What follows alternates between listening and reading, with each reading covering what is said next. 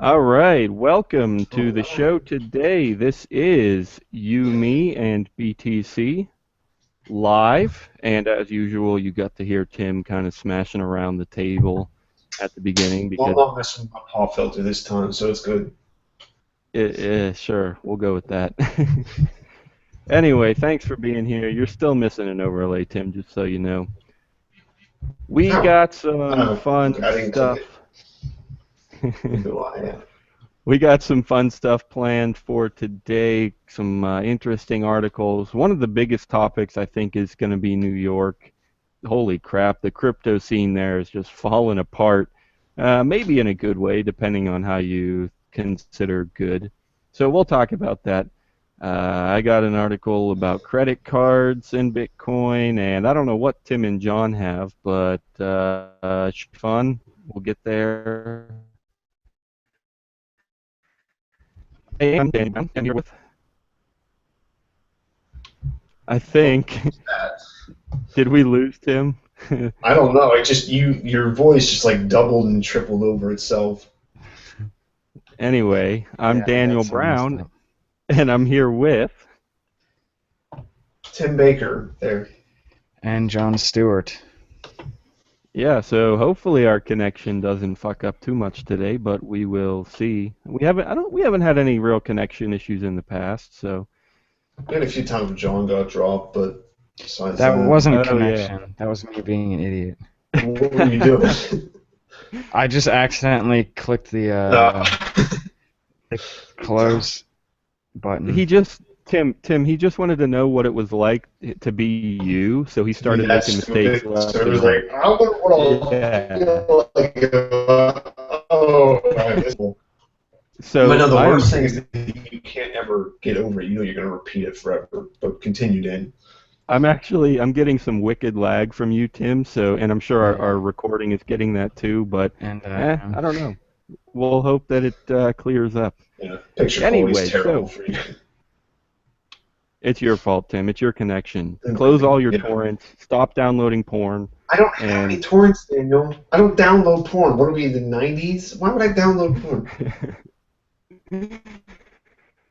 now is you, me, and btc.com/live. But hey, guys, check this out. You, me, and btc.com. That's just way too long, right? Like, who wants to say you, me, and btc.com? Do you want to say it, Tim? No way. No, No I way. hate It's the way name. too I've long. always hated the name.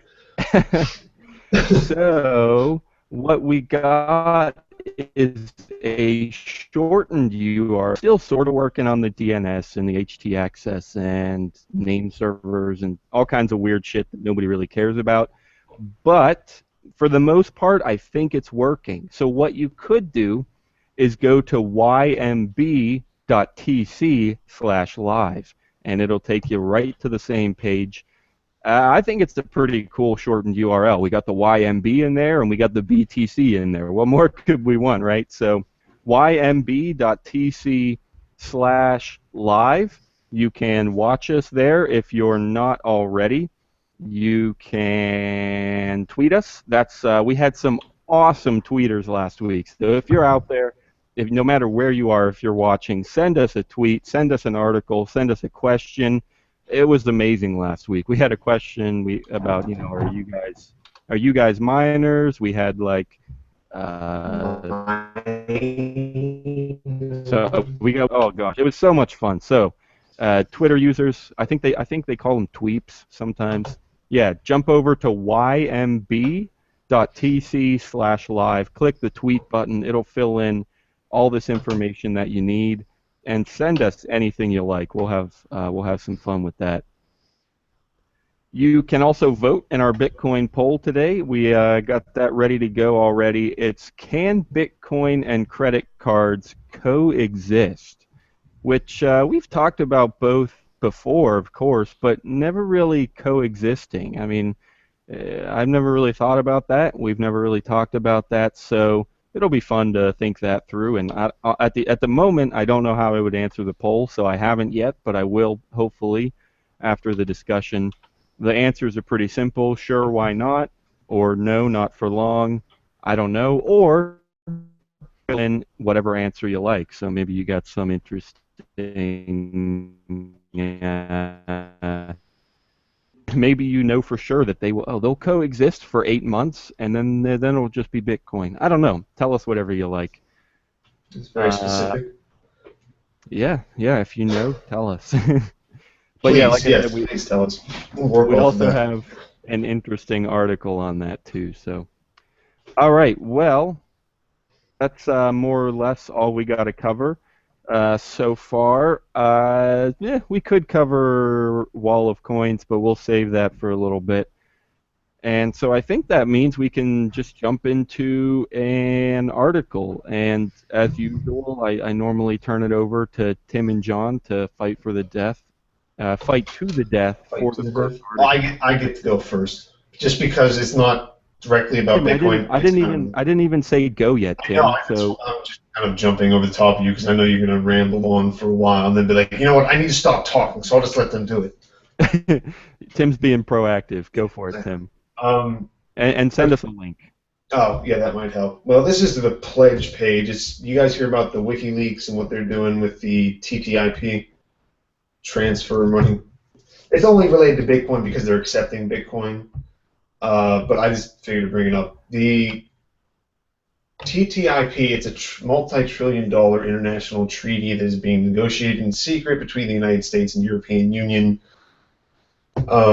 It's one of the trade agreements like what we've talked about before, where they kind But of like it's not the same as the TPP, right? no, it's not the Trans-Pacific Partnership. It's something different. I don't know what makes it different, It's but transatlantic, not transpacific. okay. Sort of. I guess Um, if it's with Europe, then yeah, it kind of is.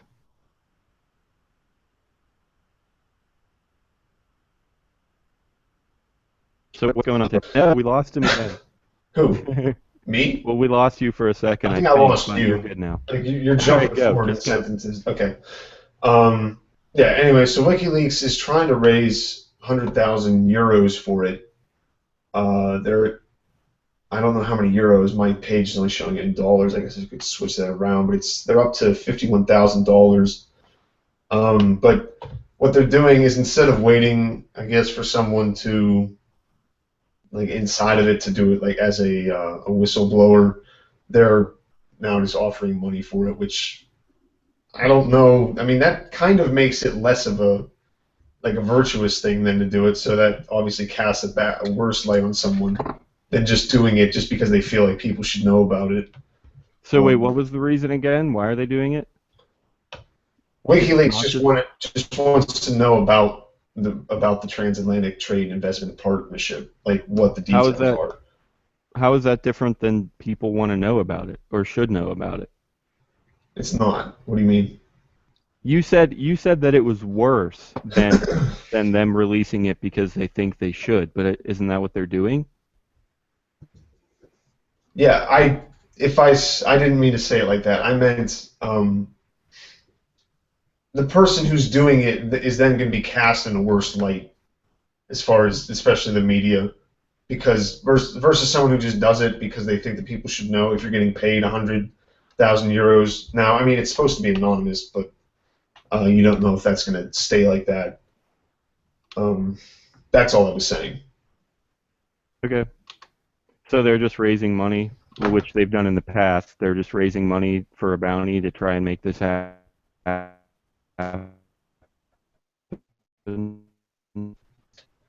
Yes, I think so.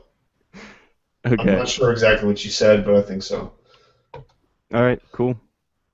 I mean, they Yeah. also This have is a pledge up for TPP as well, but this is the right. like most recent one. Right. Yeah. And we did cover the TPP a while ago. I think before it passed, we covered it on a show, but now it's passed. I don't know if it's completely passed or if it just passed the Senate or something. I don't know. But yeah, stuff's happening, and I think we generally don't. I mean, I'm not an expert on these agreements. Obviously, nobody is because they're not even public. But a lot of things that I've heard were kind of saying that it's not that great of a deal. It's going to limit trade. It's going to hurt people. Is that generally what we think? Yeah, I mean, a lot of people just don't like it because it's secret. I mean, just on that, but I think it comes into like people think it's mostly corporations pushing it through, and it's mostly just corporations that are going to benefit from it, so they don't like Yeah. it. Yeah, that's the thing. They always call these things free trade agreements, but the thing is like they're not free. They're like saying, "Oh, only certain people can trade freely," right? Like all traders are equal, but some traders are more equal than others. So it's Well, it's just like the Patriot Act, Daniel. Well, no, actually, the Patriot Act makes sense if you think about it, I guess. I mean, I think the Patriot Act is barely related to trade, but sure, if you just want to say that it's an annoying regulation thing, No, then sure, I I was guess it's. saying because you said they call it a free trade, and it's not actually free trade. Oh, okay, Why would I okay. say it's about a trade thing? No, but nobody says that the Patriot Act makes people free. Yeah, I they mean, do. well, It's called the Patriot Act. It's about freedom and democracy and Patriot doesn't mean you're free. yeah, it Patriotism means has you're nothing to do with loyal. freedom. It's like the opposite of freedom. I wouldn't say But I know. loyalty is the opposite of freedom. he said No, I know, I patriotism is know. the I opposite just of meant that if you're loyal to the state, then you're gonna do what they say, and you might think that you're free, but it's gonna end up hurting you in a lot of cases. But no, I know what you mean too, though, Tim. Like they say it's one thing, and it's the exact opposite, or it really works against what they say it's supposed to do and stuff. So I get the similarities there, but. Anyway, if you're the kind of person to donate to kind of expose the state, then I guess that's an opportunity for you. Are there any numbers, Tim, about how much they've raised for either agreement or how long these might run or anything like that? it doesn't look like they have an end time for either one of them. I can't see it on this page. The TPP has $105,000 Oh. raised. It's about So who do 70%. you I think we asked this in the show we covered before, but I don't really remember the answer. Who's donating to this? Like $105,000, that's more than just a few guys out there saying, it's kind of a good idea. I'll give $5 or $10.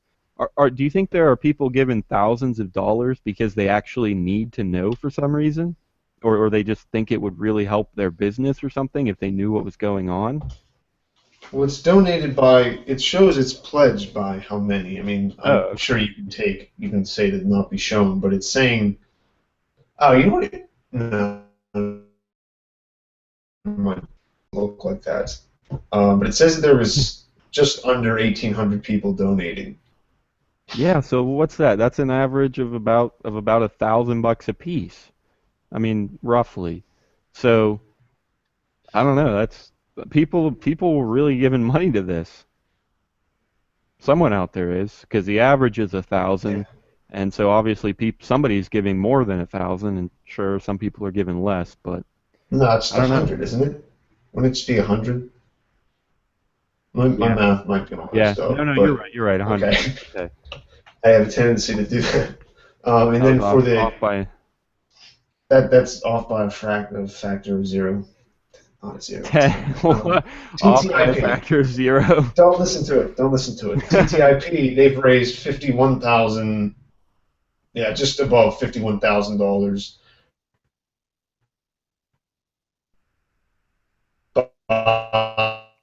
They went to it just under Man, 110,000. this connection thing is bugging me. I don't know why it's doing this, but Dude, yeah, it's terrible for me. I haven't heard like half of the things you've said. Yeah, the internet, uh, are you sure you're I don't know, not it doesn't tweaking? look that much worse than it normally is. What? Oh well. We'll get through it hopefully. They're trying to I shut think us Um, it's down Tim's again. fault. How is it I my think so fault? too. No, I think it's definitely they're trying to shut down. We're trying to get the message out about WikiLeaks. My And internet was perfectly fine until you showed up, oh, Tim. really? Your internet was perfectly fine, so you had two computers running on it instead of Yeah, he was talking to me on here before you got on, and it was working perfectly fine. yeah.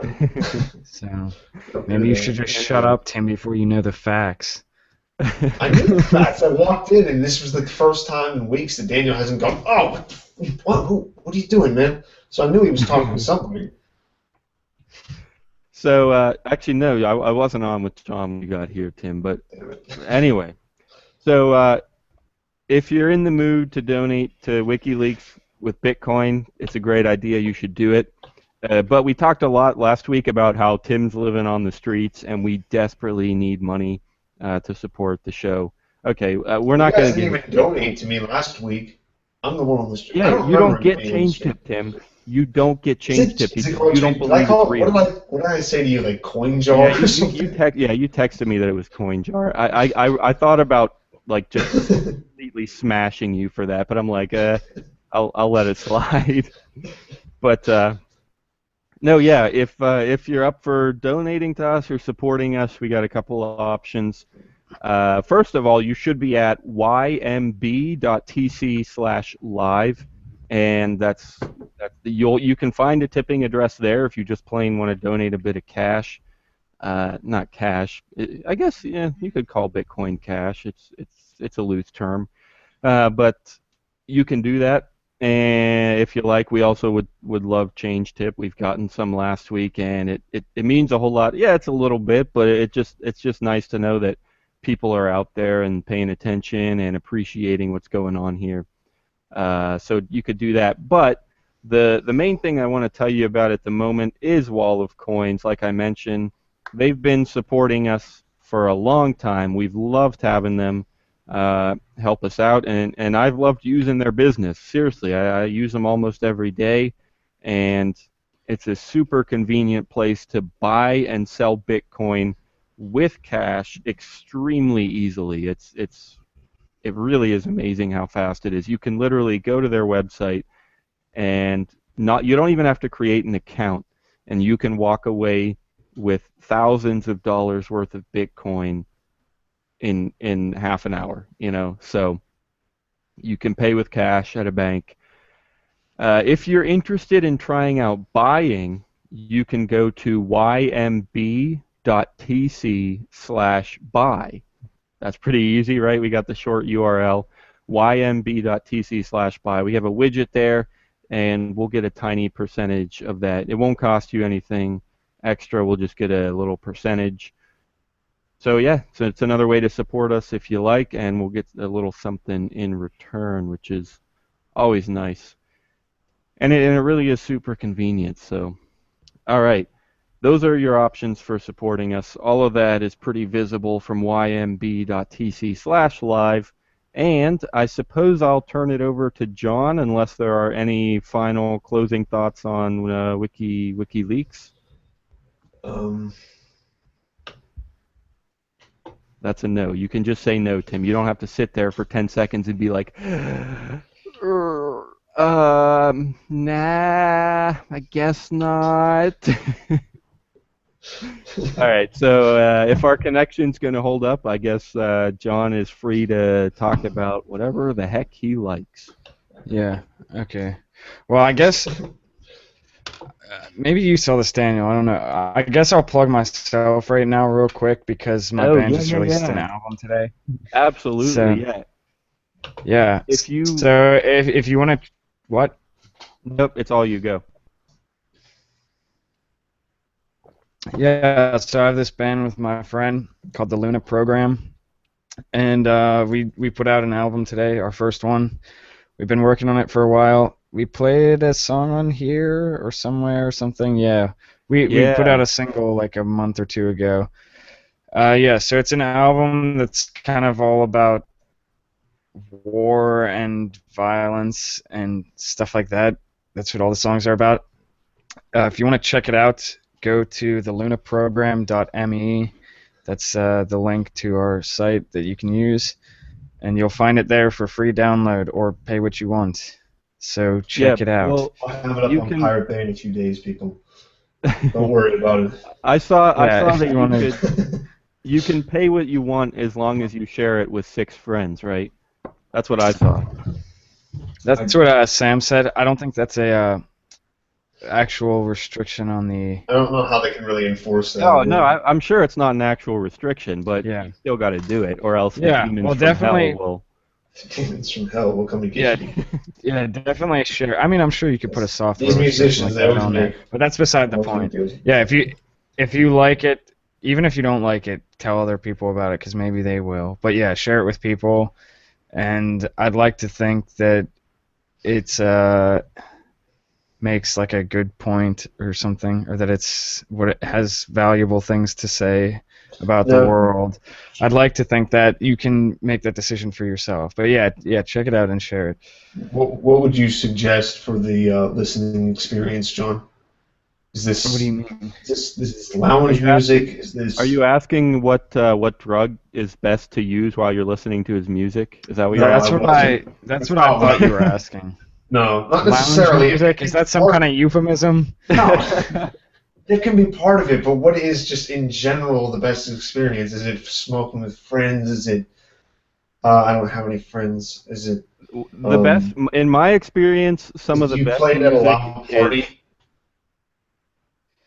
I feel like this is not. I mean, this isn't that. There's a lot of different stuff on here. Like, there's some pretty dark moments. There's some pretty uplifting moments. I think overall it has a positive message, but as far as listening experience, I feel like this and probably anything else that I ever have done or ever will do is the kind of thing that you listen to like with headphones on, While you're not something that smoking you. outside, maybe like 9 or 10 at night, you know. Yeah. Yeah, it's I it's love more of that. like a Yeah. headphone, like personal experience kind of thing than something you put on at a party. Okay. So yeah, that's the It's personal listening lunaprogram.me. experience. So yeah, I like that URL, I really do. So the lunaprogram.me, and check that out. I really do, really like I said, you could get if you've listened to the show, you know that John likes free stuff. Well, everybody likes free stuff, but John Sean likes does. giving away his music for free. So you can name your own price. I would always recommend donating because I think he deserves it, but that's up to you. And share it. Share it with friends. Click the Facebook, Twitter buttons. I'm sure they're on there somewhere at Bandcamp or something. So What is it again, John? Yeah, Luna those share program? buttons. the Luna Yeah. program. Oh, okay. Yeah. Yeah, and definitely donate because if yeah, donate if you want to help me quit my job. Let's just say that. Now we can get on to an actual Bitcoin thing. My article for right now. Well, This wait, is John, if people, okay. real quick, if people want to donate Bitcoin, is there a way they can do that? Is there to you specifically or to the Yeah, band, so sort of? the other guy in the band isn't really like involved in Bitcoin at all, so like we don't have anything set up for the band. I believe if you go to my Bandcamp, which you can get there, you can go to johnstewartmusic.com. Let me check this right now to make sure. But I think nation address on there for me. I'm getting a Yeah, tiny bit there of is. lag, It's but on the it was good sidebar. enough. Okay, cool. I think you could still hear everything there. So johnstewartmusic.com if you want to donate Bitcoin to John. Nice. All right, now let's do Yeah. more Bitcoin stories. Okay, yeah. So Bitcoin. Excuse me. This is from BBC News. .com or You want to drop the bbc.com/news/technology link? -3381664. Okay, just in case, like you can't read but you can hear. Okay, that would be blind. That's what we call blind.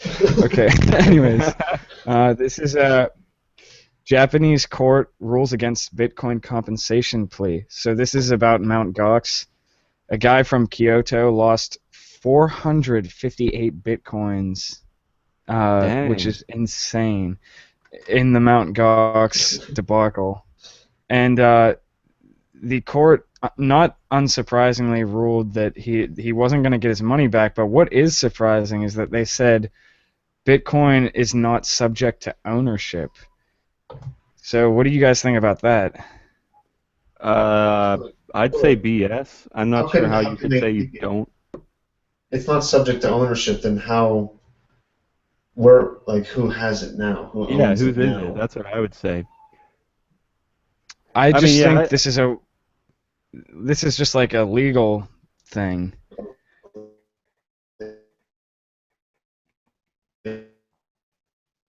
digital Are you saying property something? discussion that we've had Nothing. before, but yeah, I'm getting a decent amount of lag, but I'm trying to I don't I'm have trying. anything funny. I'm just You know what? apologize Go for it. away, Tim. Go away, I Tim. just lost Seriously, your just go picture away. too, Daniel. I don't even have to look at you anymore. This is great. Hey, what if I No, just turn I off? Here, I'll just turn off my video. Jesus Christ. All right, fine. It's kind of to me, it's like the kind of the IP digital property discussion that we've had before. Like in most cases, it's yeah, you can't own something digital. Like of course not. Like it's copyable. Well, how you can't own that. It's incredibly duplicatable and everything. Whatever. But with that's the whole point of Bitcoin though, right? Bitcoin has found a solution to that problem. That's what Bitcoin is for. It enables you to possess something that is digital and you can't duplicate it. So that's what I would say is it's hard to grasp digital ownership, but that's what Bitcoin does. It makes it possible. So of course you can own it. But that's what I would say. But go ahead, John. Whatever they say, whatever you want to say. Yeah. So I guess what they say is, uh, the judge ruled that Japanese law only allows for proprietorship of tangible entities that occupy space, which allow for exclusive control over them. So the exclusive control part we've got, but the tangible entities that occupy space is, I guess, the part that doesn't fit into Japanese law. Um, This is interesting. The judge says that transactions between users must involve a third party and therefore exclusive control is not possible. I don't. That's not true. And yeah, so the interesting part that is a little bit more, I guess, abstract and more over an overarching theme from this story is, I'll just read the quote from this that I found interesting. What we've seen a bunch of times is different governments in different parts of the world coming to different conclusions about Bitcoin. So I Yeah. guess the reason I find that interesting is like we've talked a few times about kind of that whole like absurdity of nations thing, Yeah. and before Yeah, we were talking we had an about episode it called with that. copyright laws. Talked about copyright laws and how like you can be granted exclusive rights to something, but then somebody over in China can copy it. And even though they're technically not allowed to because of the law, it's unenforceable. I think the interesting thing with Bitcoin, though, is like because it is a nationless thing and because it's global, when stuff like this happens, it's really blatantly obvious that like, okay, so this country says it's you can own it, but this country says it's not subject to ownership. There's something that doesn't make sense Yeah. about that. Oh, And I absolutely. think so, like with copyright law, it's a little harder to notice that because I guess it's getting easier just because of the internet, but with something as global as Bitcoin, when things like that happen, it's really obvious. Yeah, I totally agree. That's exactly what it does. And the word globalization is kind of ambivalent. I think that's the right word.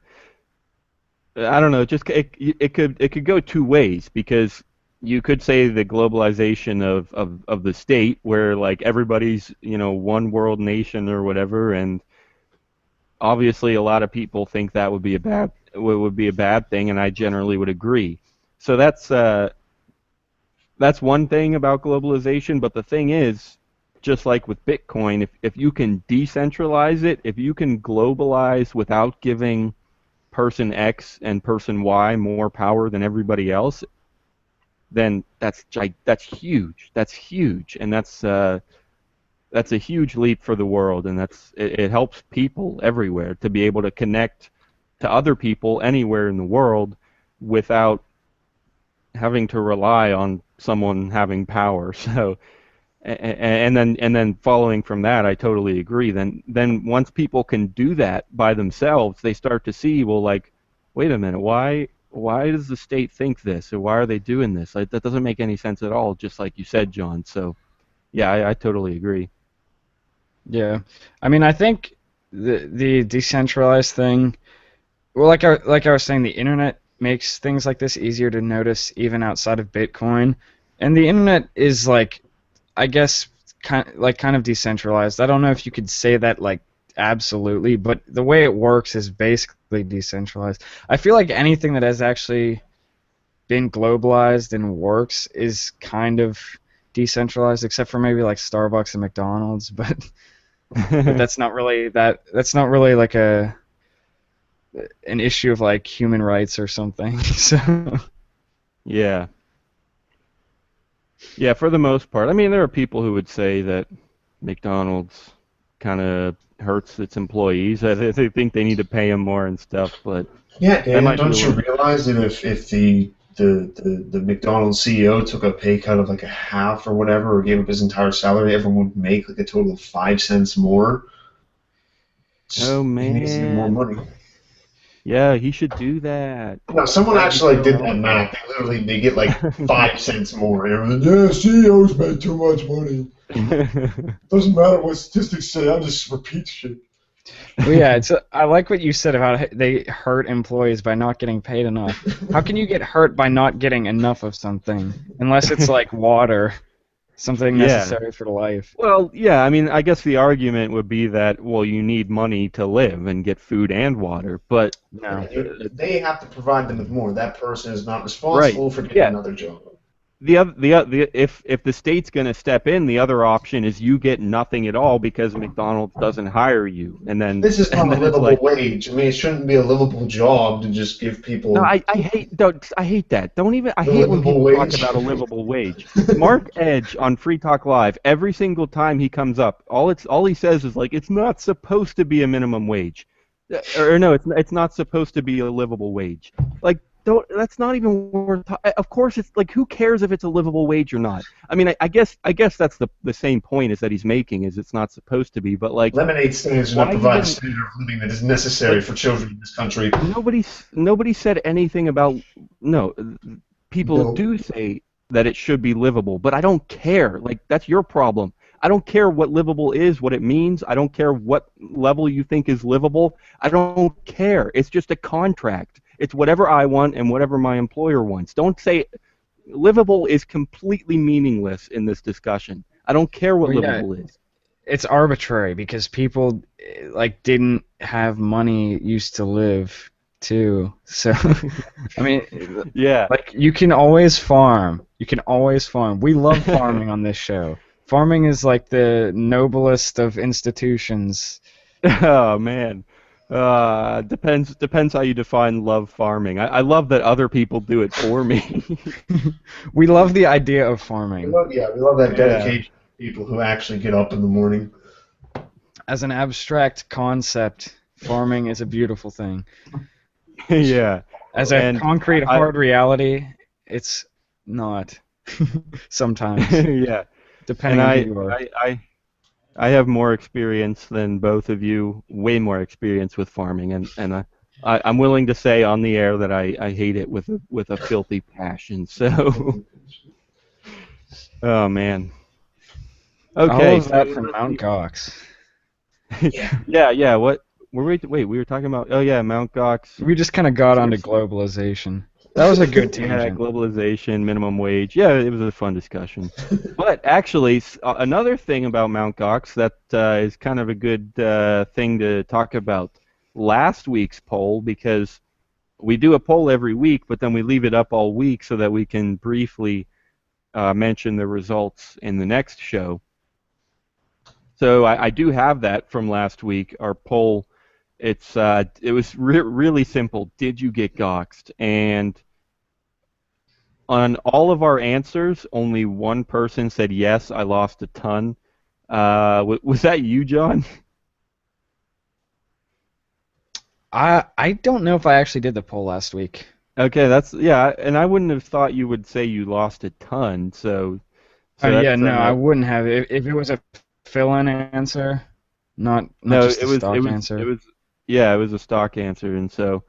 Or no, yeah, it was a stock answer. I don't know. So anyway, somebody lost a ton, but all the other answers, most of them said lost. I lost little to nothing, and then there was somebody with an open answer who just said never, never lost anything. So I guess that's good to hear that a real big majority of our listeners were able to escape those clutches. I don't know, to just were able to avoid that. So Well, yeah, if majority of listeners who listen to the live show. yeah.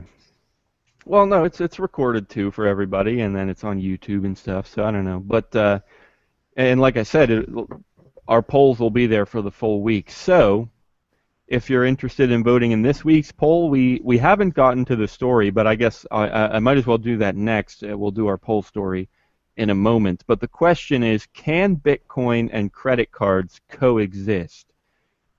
Somebody out there was at a Bitcoin conference and he was kind of praising credit cards, and the audience kind of didn't like that.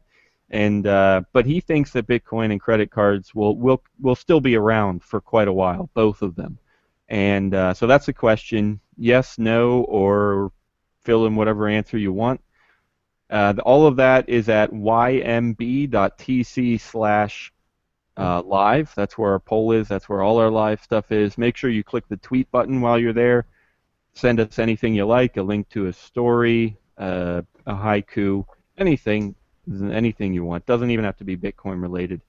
So we actually, right now, we're at 50-50, yes and no. They can coexist and they can't coexist. I haven't even voted yet. I don't know if you two have, but yeah, 50-50, yes and no. So I don't know. Could be a tough question. Uh, get over there and vote all week long at ymb.tc/live. So before I do get to my next story, I want to briefly mention also the Bitcoin not bombs clearance sale. We recorded a little bit about this yesterday, so you'll hear a little more tomorrow if you tune in. But I do just want to mention it because the biggest thing we have is a discount code. Their normal kind of clearance discount is 10% for this whole sale, but if you use the code YMB15, you can get a 15% off instead of just 10. So definitely a good opportunity there. That is at bitcoinnotbombs.org. I meant to set up a short link for it, but it's just so we could track that, but that's okay. Just head to bitcoinnotbombs.org. They've got we've had them on the show before, a couple guys from there, and well, we've had Angela Keaton with them. I don't think she's directly from Bitcoin Not Bomb, so I could be wrong. Excuse me. Anyway, yeah, it's a great site. We all three have T-shirts from them. Tim had a hat, but he had a T-shirt and then he lost it, and then he had a It hat was and stolen then he from lost me, it. and the hat was No, left by me and then stolen later. No, Tim, No, do not listen to his lies. He's a farmer. They all just try to talk. Tim, you're a klutz. Admit it. That's the first step to getting over your problems. You're a klutz. You lose things. End of story. Anyway, they do have some great stuff. Oh, they have a bunch of awesome stickers. I don't think we actually mentioned that in our recording for tomorrow. So, yeah, definitely their stickers. We got some awesome ones. Uh, all kinds of weird stuff about a vote for nobody is a vote for everybody. Legalize gay marijuana. Well, there was one like we're gonna have to call Cthulhu or something. It So was they better got some call interest. Cthulhu. Yeah, better call Cthulhu. Yeah, I Oh love their yeah, stickers. And we got one of yeah. them right here for you, me, and BTC. So if you want one, let me know. Send me a tweet at you, me, and BTC, and just tell me you want a sticker. I'll send one your way. I Completely have free, of course. Go ahead, I John. have actually two Bitcoin Not Bombs T-shirts now, and I have a bunch of stickers, and I Yeah. have patches. I have like everything now. So yeah, Yeah. I So like it. It's cool stuff. bitcoinnotbombs.org, and use the code YMB15. Great place to be. Okay, so time to talk about credit cards. I suppose I should take my own advice and drop a link for you two. Real quick Yeah. side note, Tim, this, you know what, John? We, this whole no video thing is working out way There's a better. lot more people watching, isn't there? Yeah, exactly, because they don't have to see your face. So our viewership is at least tripled right now because Tim's face is off the screen. And we still got to figure out his voice, which we talked about last week. I don't know. Maybe next week we'll give you a modulator, Tim, so at least they won't have to hear your real voice. But anyway, or we'll get you like we'll get you a sign language translator or something. So like Can it be I like don't know. Obama's one? Or no, wait, who was the one that just like completely fucked up? It was either maybe it was for something with Mandela, I think, at his funeral or something, and someone gave a speech, and this guy like wasn't signing the right stuff. Oh, that'd be I heard interesting. about that. Probably said some interesting things. Anyway, the link is there, and this is a story about. Well, I'll just read the headline. This is CoinDesk. Bitcoin and credit cards can coexist. CardLinx CEO says. That's CardLinx, Card LINX. It's must be some kind of startup out there or business. And I'll just read a little bit here. Last week's Keynote 15 conference saw the introduction of new voices to the conversation surrounding Bitcoin and blockchain technology. None may have been heard louder and with more skepticism than CardLink CEO Silvio Tavares. Tavaro used his forum at the conference to discuss his organization's focus on developing standards for promoting card linking. Now this, I don't know, I feel like we could have some fun with this discussion about card linking. What it is it's a process by which consumer data is managed by, well, no, consumer data that is managed by payment companies is shared with merchants to target discounts and rewards. So I say we start there. The whole idea of card linking, where people, the payment processors say, I don't know if it's like the actual cards, like Visa and MasterCard.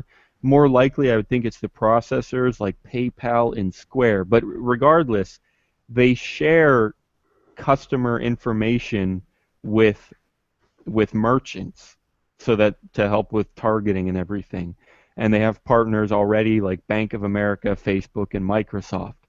So my biggest question is just what the heck do you think of that? What do you think of card linking? Because there are so many people out there who are like, no, I don't want to be tracked. Don't give away my information. That's dangerous and that's scary.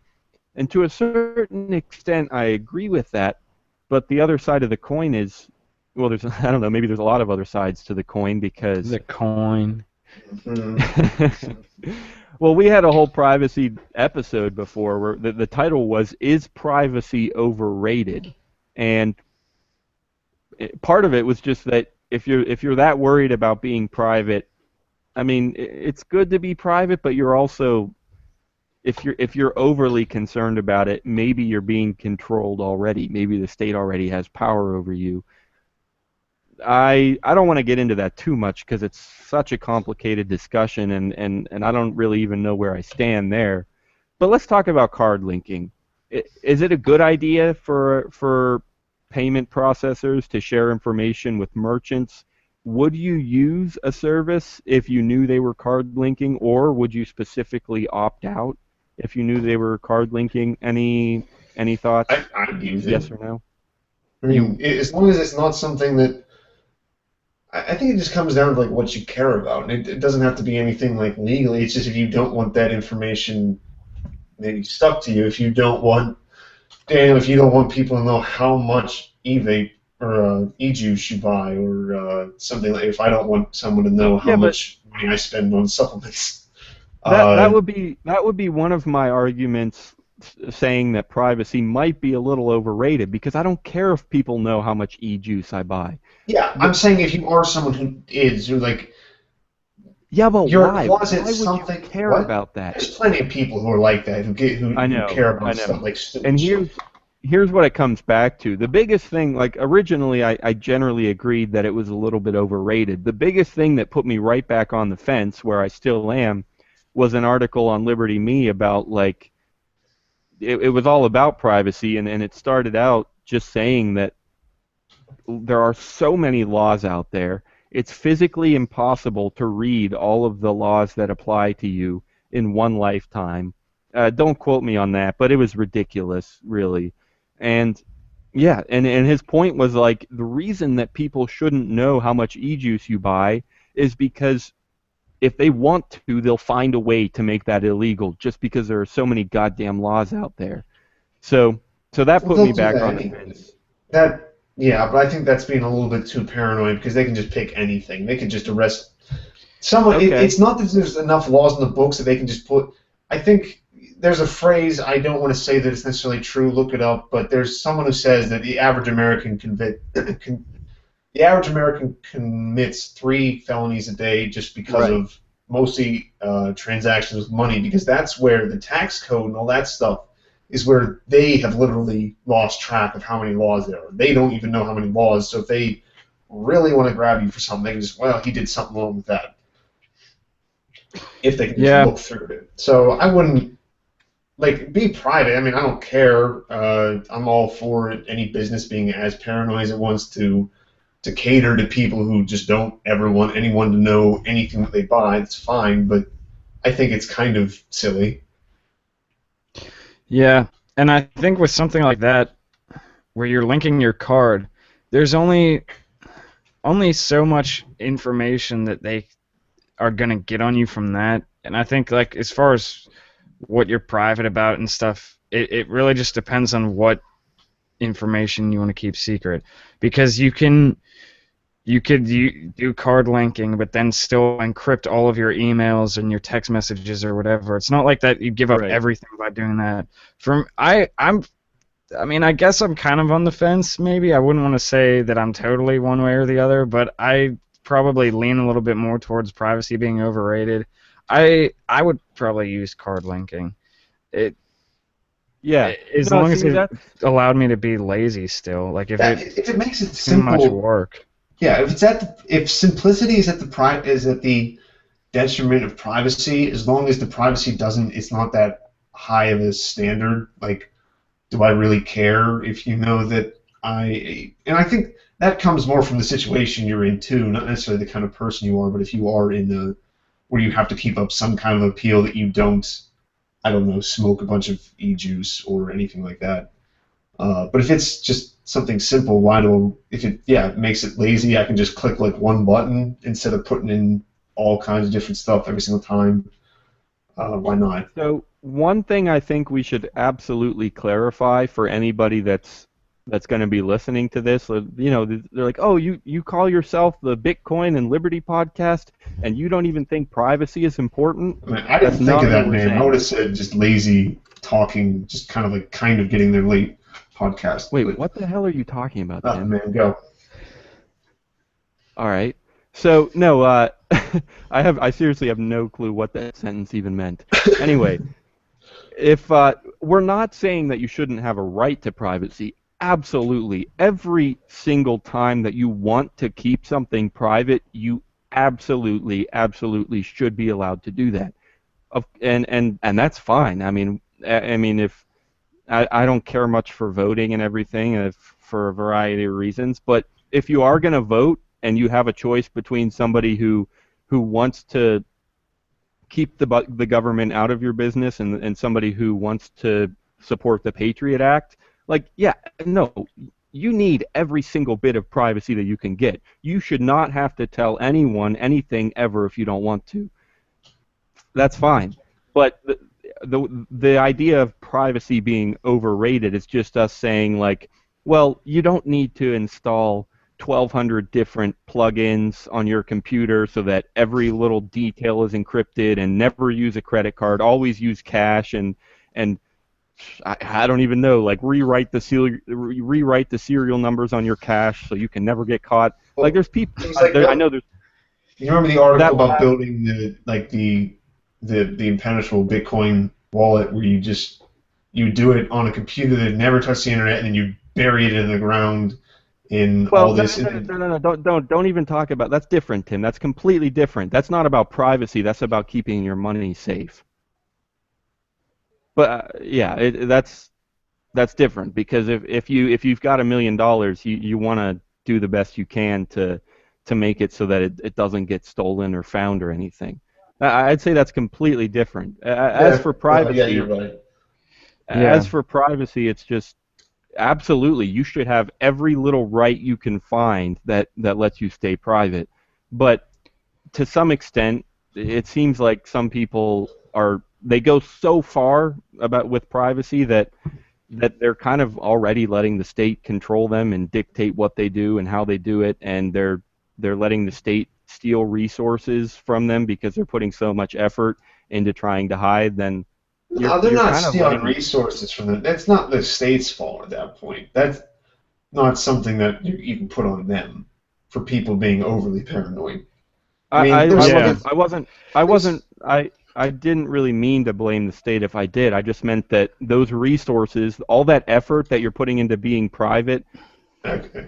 there might be better places to put that effort. Like we just think you can't let the state already dictate every move you make. Yeah, If Yeah. because you're yeah, Yeah, the ability to pursue privacy is like very fundamentally important.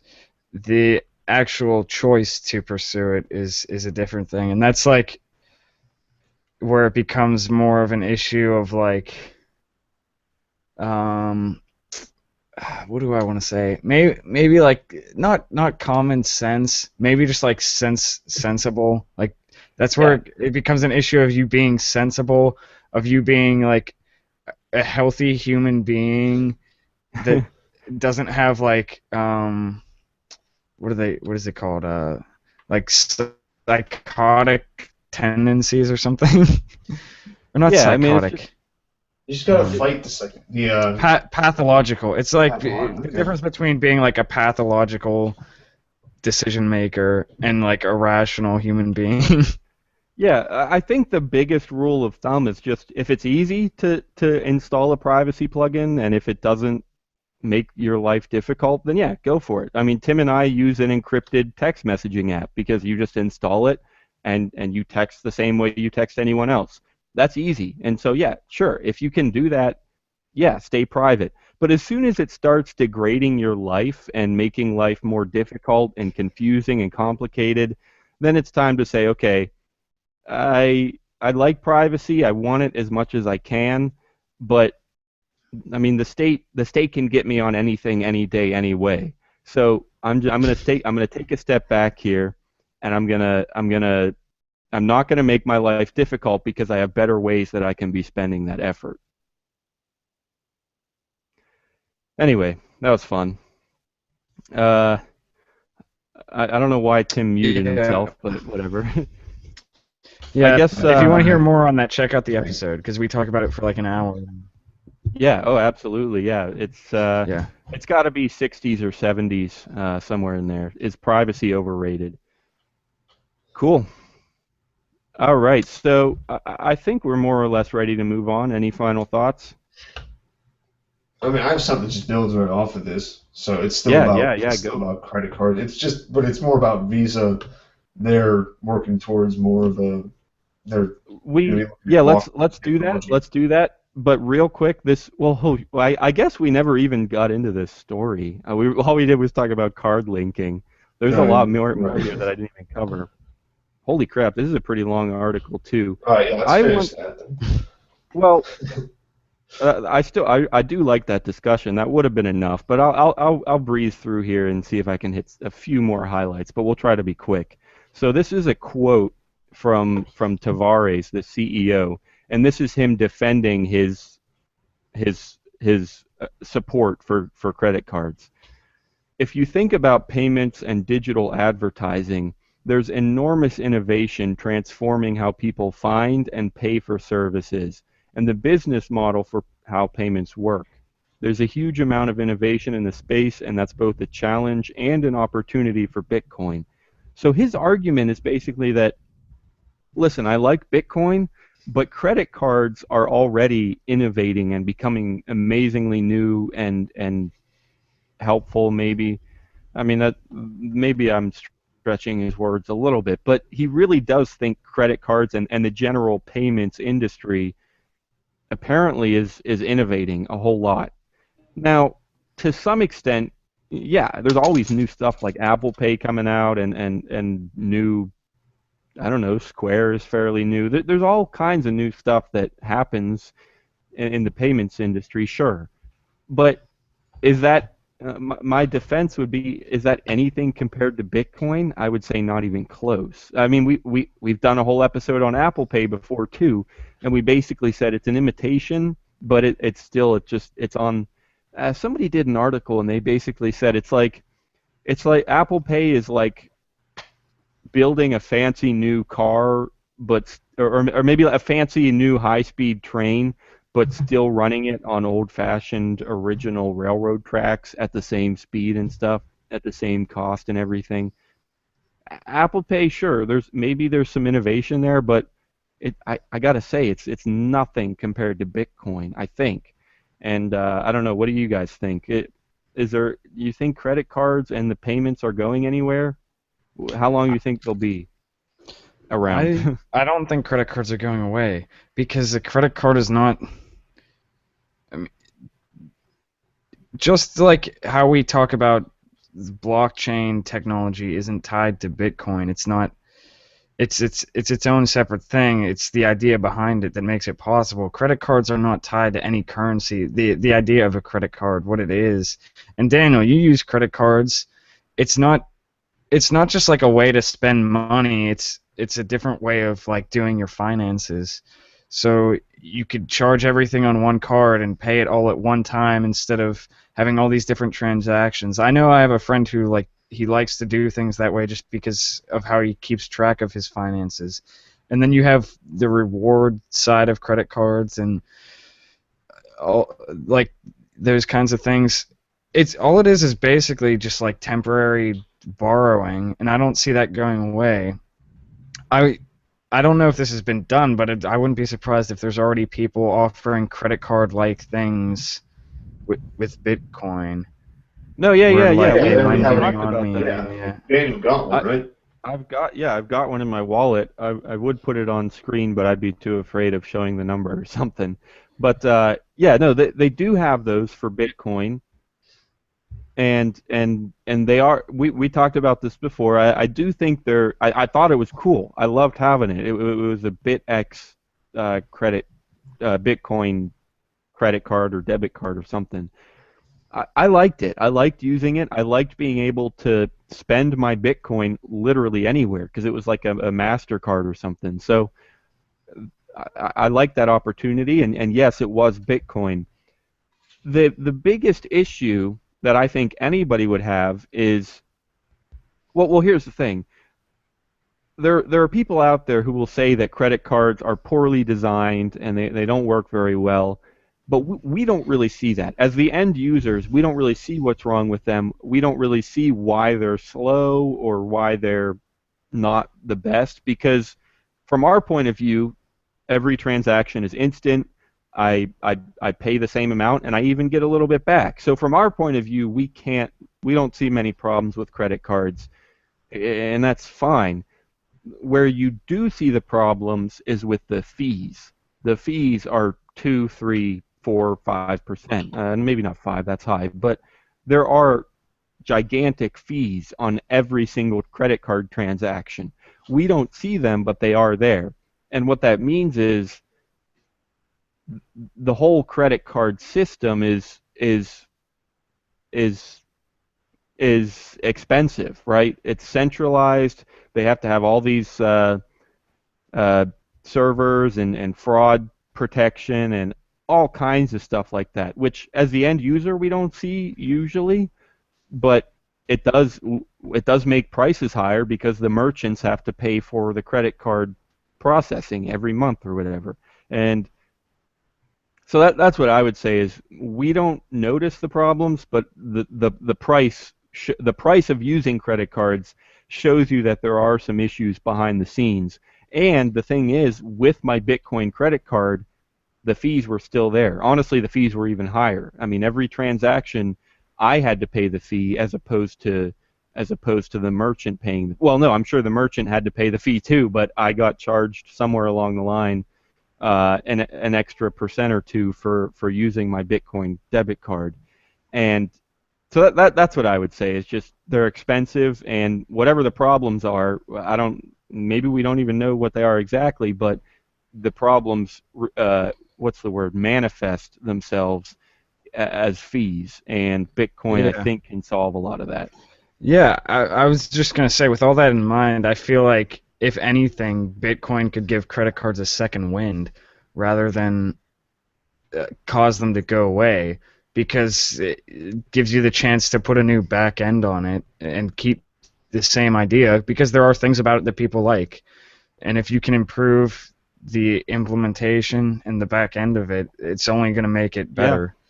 yeah, I actually really do like that, and that's kind of like for several episodes now, we've been talking about how banks are kind of trying to use their own cryptocurrencies, and all investment firms and stock exchanges nonstop. They're trying to integrate blockchain technology, and I could see that happening, John, where they do implement it behind the scenes of credit cards, and maybe it will make them half the cost or less. So I could see that happening, and I guess that is kind of what this guy's talking about. He's just talking about innovation, and he thinks it'll happen in the payments industry, and maybe that can happen with the blockchain and everything. So I think that's a decent point. For me, I, I think I would say the answer is that yes, they will coexist for quite a while.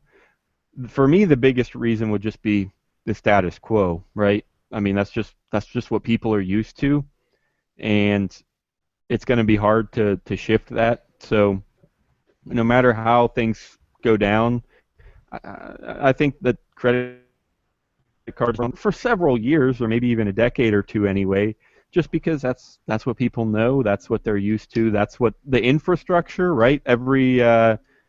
Every McDonald's and wherever you go, they already have the card sliders and everything and processors. So for me, it would just be that's the status quo. So yeah, credit cards will probably be around for a while. But yes, I would love to see some crypto innovation. I don't know, Tim. We haven't heard much from you. Any thoughts on credit cards? Um, I pretty much just completely agree with John. He explained it Okay. much better than I could have as far as credit cards. I have no problem with them. I don't see why they can't like just adapt to pretty much anything really. I liked his point about uh, they're not really tied to a Yep. specific currency. Right. And Yeah. I would generally agree with that. And just yeah, the biggest thing is hopefully if they can lower the fees with crypto or whatever else, then that would help. And then obviously it's not to mention the fact that the infrastructure and the social conformity is just with credit cards. So nice. Well, this article is pretty long, and I don't want to touch on every little bit because we already covered it forever. And I think we did have a really good discussion there about credit cards coexisting and everything with Bitcoin. So I'm going to call this article for now. If you're interested in reading more, we always have the links to every article that we do in the show notes. So that'll be at, well, for this specific episode, I don't know the title, but if you go to ymb.tc/live, there's a whole list of our most recent live shows at the bottom, and just look for the one with today's date. So, which is the 12th, I think, of August. Yep, 8/12/15. Look for that at the bottom of the page at ymb.tc. And the biggest thing that you should be doing if you're listening, ymb.tc/live. I forgot to mention that, I think, in the last part.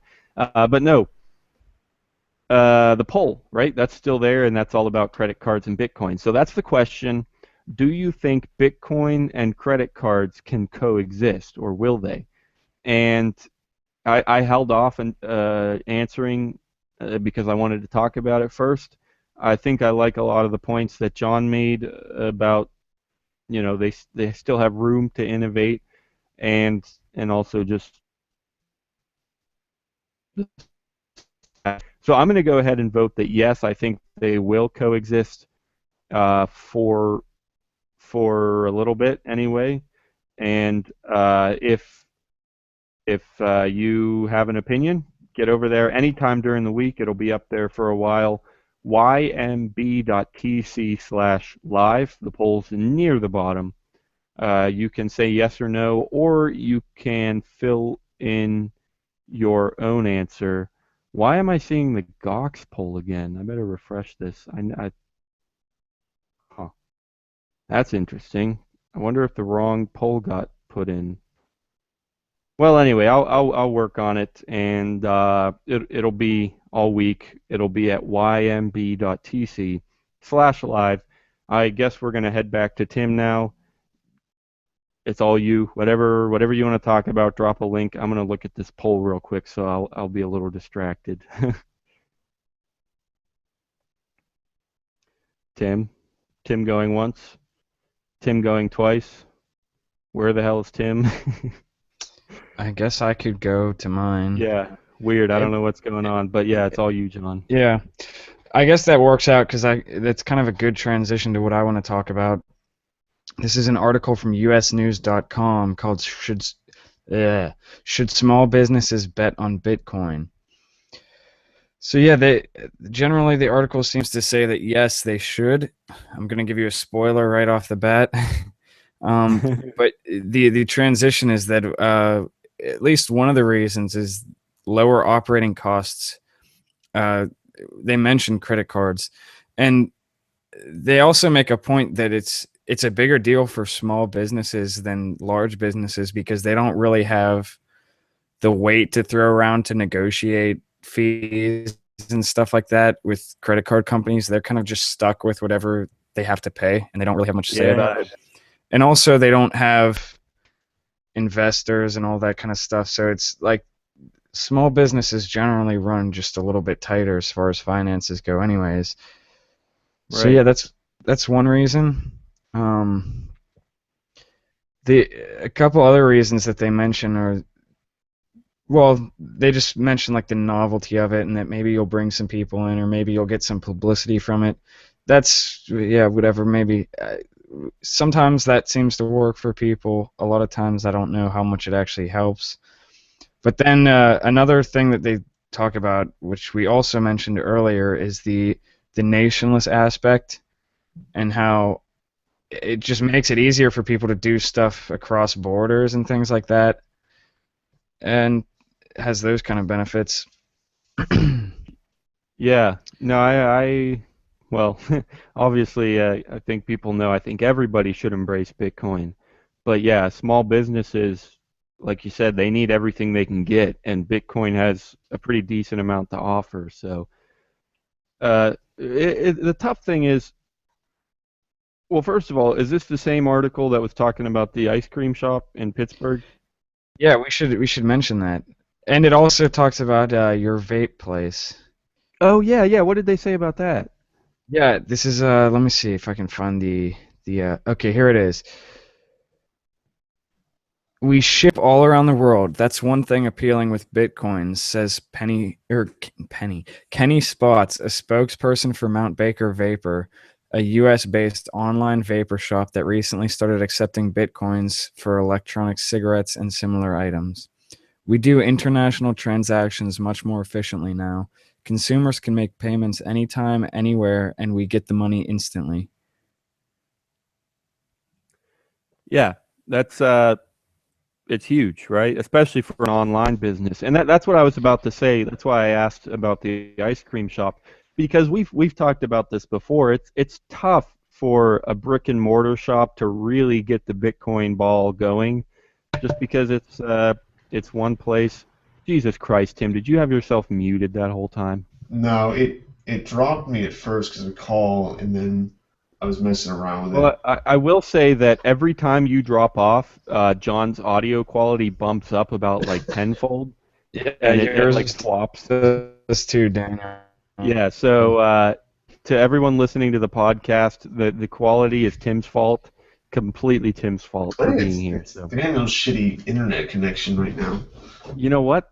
It's not my internet connection. So anyway, where was I? Oh yeah, it's hard for brick and mortar to embrace Bitcoin and really get the customers using it. Now, for me, I would say it also doesn't cost much of anything just to have that option there. Even if nobody uses it, it's not that hard to just have the option. It depends on how you do your books and your taxes and your bank accounts. Maybe it's a little difficult, a little bit more difficult than I imagine, but still, it can't be that terrible. So if you get a few customers, I feel like even a brick and mortar shop should be able to stick with it, and it's helpful, right? It's quick, it's easy, it's cheap. There's no credit card fees, just like I mentioned. And even if you do count the Bitcoin fees, the spender pays those, not the recipient. So anyway, Yeah, yeah, great. I yeah. I, Let's I Yeah, agree. let's just talk about don't the like I. go for it. Jesus Okay, Christ. yeah. I don't know how much we're lagging, how much I'm just not talking. Anyway, um, the only problem that I don't like with these things is with the small businesses is when they they start accepting Bitcoin, and I don't know if it's them. It might be just that I'm kind of thinking it's them, and it's more our reaction, like, oh wow, now everyone's going to go to use Bitcoin there. That's not necessarily going to happen. And I think for a small business, like to want to start accepting Bitcoin, I don't think they're going to want to do it just because they're going to get like a 1 week surge. And I Yeah, get that it's easy. It's just they might just be like, well, what? It's not even like worth it to do No, that this. yeah, was the 1 week or the 1 month surge. That was a big opportunity like a year or two ago when nobody was accepting Bitcoin. But now it's common enough that like when somebody says, "Oh, I'm accepting Bitcoin," it's not. Yeah, you're right. Not there aren't going to be people flocking there from the other side of the state just because it's a new thing. So yeah, the 1 month or whatever surge, yeah, I would say that's a whole lot smaller than it could have been a while ago. But I still hold to the fact that why not, right? It really yeah. shouldn't cost too much to just have the option there. First thing is no different than a promotion. So like when people put ads out for a coupon or whatever, or Rita's does free spring, like it's the same thing as that, a surge, but except this doesn't cost you any money. You still get 100% profit, and it's easy. But even aside from that, another point in this article is that some people have started accepting it just because they want it to be more accepted. And now we can talk about the ice. Sorry, that was weird. Yeah, there's an No. ice cream shop in Pittsburgh, which if you don't know is where we are based. All of Right. us live around Pittsburgh. So yeah, there's an ice cream shop called Oh Yeah in Pittsburgh. And Okay. they have a quote from the founder, Ethis Cloy, which is a pretty cool name. He says, "We want to encourage Bitcoin owners to use their Bitcoins in daily life. That's why we accept Bitcoins in our store." So for them, it seems less of like an opportunity or a marketing thing, and it's more just like, yeah, we like it, so like we want people to be able to use it if they want to use it. Yeah. Yeah.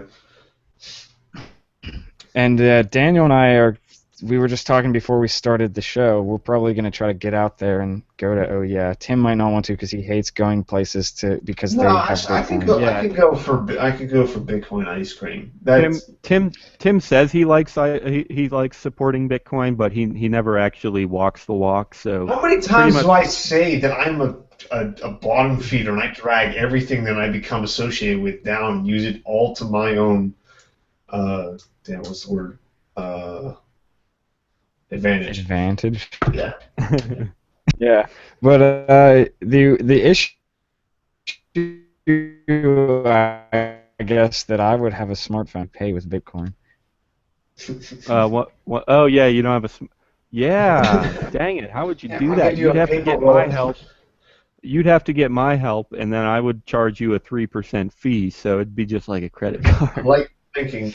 I like it. No, John, seriously though, before we go, we should look up, see if there are any SMS wallets because uh, I feel like after it's been a year since we started talking to them about that stuff, and even then there might have been some options out there. So it might be worth looking into that. The only thing is, would you have to type in the address or like Maybe. Yeah. because if it's not a smartphone, I wouldn't imagine it could read QR codes. I could be wrong, but or just get a goddamn smartphone. I Yeah. mean, they're You can pay for it if you want to, Daniel. Nobody's stopping you. Yeah, John can eat some yeah. ice cream on you. I'll make the show pay for it, and then I'll just take it out of your paycheck. Your gigantic paycheck will get cut in half. So I don't think that pays a monthly fee for cell phone service. well, no. Here's the thing, though. Honestly, well, first of all, you could actually just go with like well, I'm saying an iPod Touch, but they have similar things with Androids where it's not a phone, it's just a smart device, right? Like a little tiny or a Yeah. tablet or something. And then you wouldn't have to pay the Yeah. monthly fee as long as they have I should just as bring long as my they have laptop Wi-Fi. and be like, hold on, guys, let me Oh shoot, look up. that's actually not. I don't even think that's a bad idea. But no, even if you do want to That's pay kind of a for bad like idea.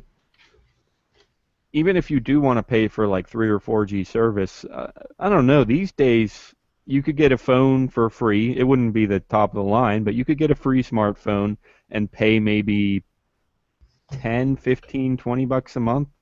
Yeah, it's not terrible. So, For what, like a gig of data? Yeah, well, yeah, what well, that's what I exactly is mean. paying Yeah, for that, just Daniel? just don't get very much data, or get a prepaid plan so that you only have to pay, every time you use Bitcoin, or you really have to look something up or whatever. So, Yeah. all right. Anyway, this whole smartphone discussion has been going on since the very beginning of the show. We've been harassing John about that for Yeah, ages. So people have been following my journey. One day, maybe. one day Everybody will be here when I finally get a smartphone, and there will be much rejoicing. there will be much. I'll rejoice. I really will. I like smartphones. See, here's the thing. I think about this a lot. There's a lot of cool stuff out there that I don't know why this comes to mind, but the first thing this is completely random, but it does fit my explanation. The first thing that comes to mind is like a Wii Fit. Like everybody thought it was cool. It was like $120, and yeah, sure, it's cool and it's fun to use, but that's about it, right? It's cool, easy. I don't know. It's fancy, whatever. But I wouldn't unless it's just unless you know that and you just want it for fun. I wouldn't say that that's a great investment. If you're going to buy it, it better just be for fun. And there are a lot of things out there like that, uh, that people say is cool, and they spend a lot of money on it just because. It's rare, not rare, but it's important to look for things that will actually improve your everyday life. Like, kind of an opposite example would be my big TV, right? I got a big TV sitting right in front of me. A lot of people would say, "Oh, it's not worth the money," but the thing is, I use it all day, every day, and it is a big help. And then the same thing with a smartphone. There are people out there who will say, "Oh, it's so expensive, it's not worth the money." But the thing is, I use it all day, every day, and it really does improve my standard of living. Whereas a Wii Fit wouldn't really. I don't know why that example came to mind, but anyway, my point I know is what you that mean. It would definitely improve my quality of life, but yeah, that doesn't mean that I'm willing to spend money on it. right, right. It's still a relative thing. How much does it improve, and how much does it cost? Yeah, absolutely. Anyway, I don't think I was going much farther than what I just said with whatever I was just saying. That was a terrible sentence. That's the kind of Anyway, sentences I like to use, actually. I I think I'm ready to turn it over to Tim in a moment, but I'm going to encourage everybody to check out ymb.tc/buy, the best place in the world to buy Bitcoins. Really, it's through Wall of Coins, which is created by Genitrust right here. They've been helping out the show for a long time, and I've been using their service every day, right? I mean, a lot, a whole lot. And it really is convenient. You can buy Bitcoin with cash same day. You don't even need to create an account. Or you can sell Bitcoin for cash available right away in your bank account. No waiting periods, not even an ACH transfer or anything. It's in your bank account available immediately. So if you're interested in trying out the buying aspect, you can go to ymb.tc/buy, ymb.tc/buy. We have a widget built right into the page there, and try it out. Yeah, buy some Bitcoin. You can even buy, $5 or $10 worth just to see how it works, to see how quick it is, how secure it is, with extremely minimal risk, and you don't even need an account. So fun place to be, and I really do. I think you should try it. ymb.tc/buy. I don't know, Tim. That you're always looking to buy Bitcoin, and you don't really. Your methods for buying Bitcoin are not the most efficient. I'm going to say that. No, So, they're not. so maybe you should check out something like that. But anyway, check it out, and it's Tim's turn. Go for it, Tim. What do you got? Don't cut out this time, please. Well, I mean, I'll no, try not correction, to. correction. Please I do will cut hang out up because we on don't you. like having you on the show. Why don't you just say that? Anyway, I have two little small ones real quick. So Visa, and I do get to do two in a row. Visa CardLinx. is looking specifically at studying some blockchain technology. Oh yeah, you already And sent that one. did I already send that? It's not in the chat. And then also something about local bitcoins at first Visa. There you You're go. talking about the one from econotimes.com? Yeah. Yeah, you already It's sent that, but Tim wouldn't see. He left the chat, yeah. and you only have things in your chat after you oh, join. okay. I'm special. I figured it out. Okay. Anyway. Yeah, you're special, all right. I am very. Visa is. They've in the past said that they could probably support some kind of a Bitcoin payment method. I don't know what made them say that necessarily. I guess just that they have the infrastructure. But also Visa is looking at getting together with some other companies such as Infosys and Tata Consultancy Services to work on different various blockchain projects. It's pretty much just right at the beginning right now. There's not too much information about it. But they're looking to help streamline stuff like Visa checkout and Visa products. yeah, so this is really just the kind of thing we were just talking about. Like they they they can improve the back end of credit cards, and I hope that I'm okay with it. I mean, credit cards, you know, not my favorite thing in the world, like we've said, just because of fees and everything. But if they can make it cheaper, now that would be, I don't know, I might hesitate there because let's say that they do implement some absolutely mind-blowing blockchain technology. It's way faster than it used to be. It's way cheaper than it used to be. Do you think they're actually going to lower fees, or are they just going to take the? I guess they would because there's competition, right? Visa and Mastercard.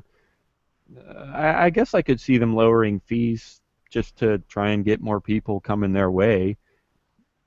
I mean, I was going to say that they might just take the money and run because people are so incredibly used to paying fees on credit cards that they barely even notice it.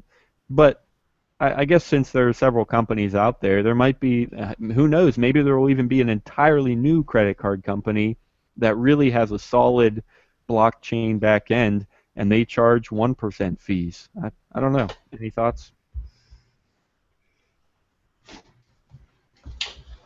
No. Yes, good for you. I don't know. I agree with you as much as All I right. can. Yeah. Good job, Daniel. I'm really proud of you. Tim, anything else on that story or next one? No, we'll go to the next one. I thought you said these were related. This local Bitcoins one Yeah, that's no, this related one with isn't the first? related. I was saying the Visa one was related to what we were doing, but then John Okay. went, so I figured I'd stick them right together because they're short.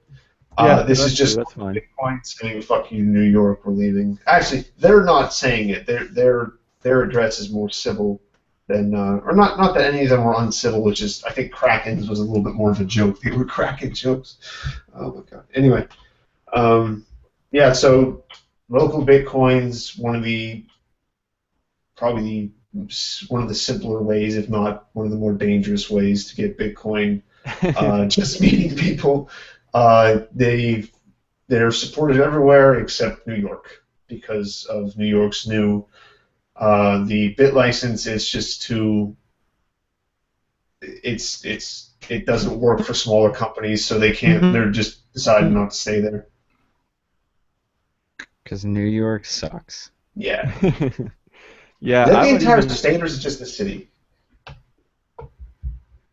That's actually a good question. I think it's the entire state. It's got to be the whole state. I'm sure Yeah. it is.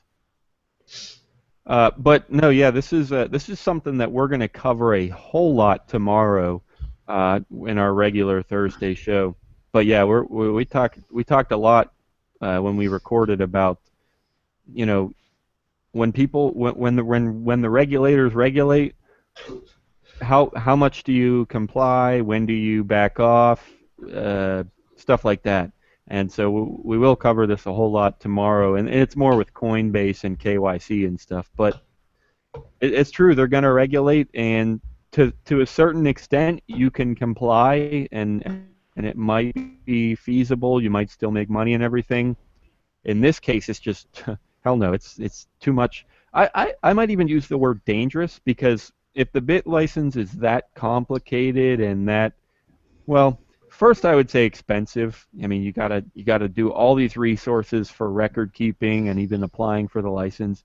So first I would say expensive, but then after that, I would say it might be dangerous because if it's complicated and everything, you might break the regulations without knowing it, and then you got prison or more fines or who knows what coming at you if you make one mistake on all these regulations. So Yeah.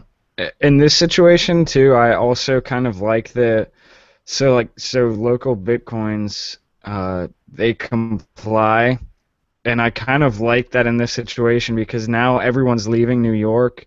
So I would say that if it's a bad decision, it's going to start hurting New York. Like they're going to have fewer businesses there. People aren't going to be supporting the local economy, and yeah, so by complying, I guess people are actually still hurting them. oh yeah, absolutely, and that's I think everyone's seeing that now. I mean, New York already has enough enough businesses and trade and everything, obviously, because it's fucking New York. But I guess what the reason I said that is just to say that it's not like New York is all of a sudden going to say, "Oh my Yeah, gosh, maybe regulations aren't good. Maybe they're hurting people," because they're still going to have all the money they want and all the yeah. trade that they want. So, I it might not be super effective, super quick, but I do like the idea, like you said. Yeah, no, I don't think anybody's going to notice it right now, but I guess as things move forward, if Bitcoin does start picking up a lot more momentum, Oh yeah. it's just going to it's just going Yeah. to make everything slower for them. Yeah, that's the thing. Nobody's going to want to go there. Yeah, because there is so much business in New York already. Imagine, now, again, I mean, this is a long way off probably, but imagine if Bitcoin became kind of a lot more standard. I don't know, say, even if it was just like 20 or 30% of trade, let's say, was in Bitcoin, all of a sudden New York is like, crap, nobody here can use Bitcoin. What do we do, right? And at that point, then yeah, John, like you said, they might start to notice things and work a little bit better. So Yeah. I guess I might as well just again briefly cover the next story that I was going to do because it's almost identical. So there's not a ton to say, but local Bitcoins is out, and this is again just days ago. Kraken and Bitfinex cut services in New York. This one is from CoinDesk by Pete Rizzo. And yeah, same thing. They're out. Too much regulation. Let me see if there's anything good to read here. So far, more well-capitalized exchanges, including Bitstamp, have applied for a bit license. Smaller businesses, including merchant processor GoCoin and altcoin exchange Poloniex, however, have revealed that they would not continue efforts to reach customers in the state. So this is something that might worry me a little bit. I was just saying that if a certain percentage of trade started to occur in Bitcoin, 20 or 30%, the people in and the government in Bitcoin might say, "Oh crap, the people here aren't able to use Bitcoin, so we're losing out on 20 to 30% of trade." But this kind of might be a dangerous kind of corporatism situation because if one person is able to get a bit license, all of a sudden they have a monopoly on New York, on fucking New York. And everybody that needs Bitcoin in New York is going to go to this one company or two or three companies. It's kind of like people say with Walmart, where Walmart is incredibly big. I don't like it when they say that Walmart is like abusive to employees and everything, but at the same They time, paid like I don't. $17 an Okay, yeah. I mean, I was going to say I don't have evidence. I haven't researched that, so I'll just let that go for now. But I can agree that Walmart is huge, right? And a lot of people say that the reason they got so big and the reason they not a definitive monopoly, but the reason they control so much of the trade is because of government regulations. And my question is, do you think that that could happen with the bit license? And maybe in the end, New York won't even care about people leaving because one or two people are going to get a bit license. They're going to monopolize the trade, and those companies are going to explode and become kind of a Walmart. Any thoughts on that? Do you see that happening? Mm, I don't know. I mean, I would assume, I guess, if people are complying with the bit license thing, and if it's as restrictive as it seems to be based on how many people are leaving, I'm sure it increases operating costs. So it might be no different than dealing with credit card fees and stuff like that in New York. Like, and also the issue of globalization that we were talking about earlier. I don't know how all that would work or play out, but I feel like it'd be hard to Okay. monopolize it in such a localized small area. I don't know.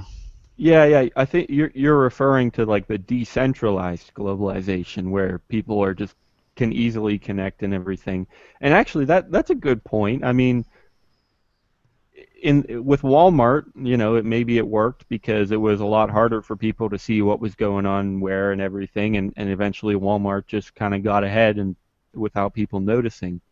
With Bitcoin, yeah, I could see a little bit of a difference because everyone in New York is going to be like, wait a sec, I'm they're keeping all these records on me. They're charging more for the because of a bit license and everything, and they're telling me I can only buy so much because of X, Y, and Z. This is happening in New York, but everywhere else is fine, which they can see all the time, anytime they want. They can talk to people from around the world and see how Bitcoin is treated. Yeah, it's kind of like the stuff we said at the very beginning of the show. People are gonna start having second thoughts when they realize that it's absurd. Like one state says Bitcoin is needs to be watched every little bit of it, and the other states are like, go for it, whatever you want. And then they're gonna say, okay, that's pretty weird. New York, stop it, stop it. Just stop. Just stop. So yeah, I could see that happening to some extent. All right. I don't know anything, Tim, on Walmart, the Walmartization of the Bitcoin industry in New York, or should we move on? Uh, No, I don't think we need to cover it anymore. Walmartization. All right, so let's see. I we've been a little mixed up today, but I'm thinking, is it John's turn? For I mean, I did a short one, but if you've got something interesting, John. yeah, I think I have something that'll probably take us to the end. Oh, nice, cool. All right, Yeah, drop a this. link and here goes nothing. Yeah. So this is getting back to the old fun block size debate. Oh man, I might actually know. I think I. Okay, nope, I didn't look at this one. But real quick, since this might be a longer discussion, I'll do one more direction for everybody. If you have any tweets, any questions, excuse me. Phew. All right, any comments, anything at all that you want us to know, that you want us to address on the air before we close up, head to ymb.tc/live. There's a tweet button right there. It'll fill in everything you need. Send us anything you want us to cover before we wrap up. You got a few minutes left. One thing that I don't really want to mention because it's a little bit uncertain, but I think I should mention is that we're not too sure what our schedule is going to be for next week. Uh, we might be normal on Wednesday. We might take a week off. We might move the date. We haven't talked it over yet. We got to figure it out. But there could be some changes coming to YMB Live, and a different time slot, possibly a different duration. I really have no idea. So just so you know, don't keep an eye out, or do keep an eye out for what might be happening at with the new shows and everything. I'm sure at some point if we do change things, I'll be updating the ymb.tc/live page to reflect those changes. But if you want to be notified, you could sign up for our email list. There's a box kind of in the middle towards the right of any page on our website. It's in the sidebar. So yeah, if you want to sign up for email updates, you could use that box, and we'll let you know what changes, if any, go down. And we always notify people, half an hour or an hour before we go live. We'll toss out an email and let you know about the excitement that's about to go down. So anyway, we're a little uncertain on next week. If you want updates, check the ymb.tc/live page, or just sign up for our email list somewhere on our website. And then once again, click the tweet button. You got about 20 minutes left. Send us anything you like. Vote in our poll. That'll be open all week long. And same with tweeting. We love tweets anytime, anywhere. And cool. I think that about covers it. I will drop real quick also, bitcoinnotbombs.org. Bitcoinnotbombs.org. Great people. We've had them on the show in the past. They're doing a clearance sale. Normally it's 10% off, but you can use the code YMB15, and it's not case sensitive. I did get that confirmed. So whatever you like, YMB15 for 15% off at bitcoinnotbombs.org. T-shirts, hats, stickers, label pins, uh, uh, patches, whatever you like. Okay, John, we got this now. It's all you. All right.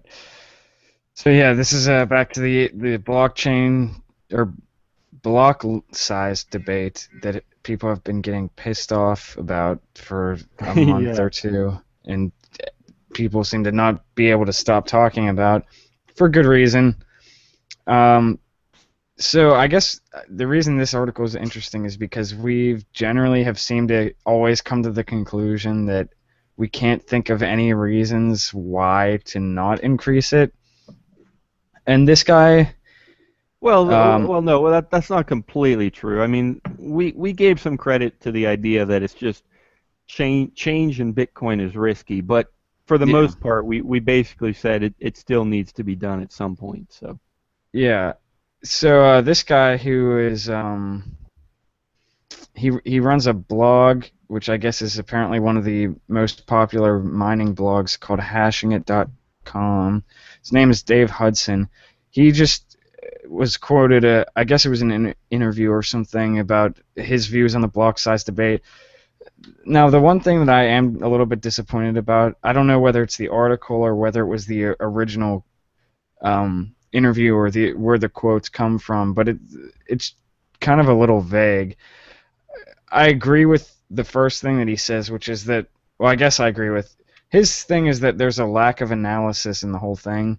So nobody's really studied how the network functions in-depthly enough to actually be able to predict what could happen Yeah, on yeah. on either side, I would say.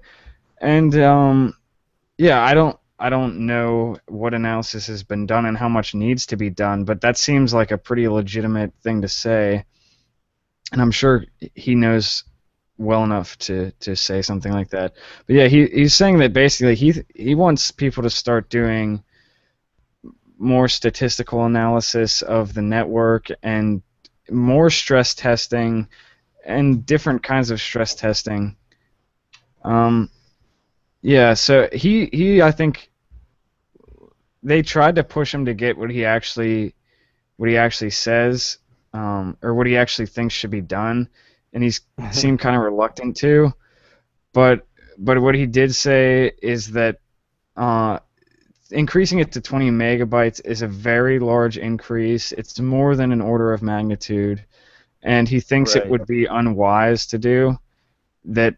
It would expose problems with how the network runs, and before we should do that, we should do the analysis to be able to predict what might happen.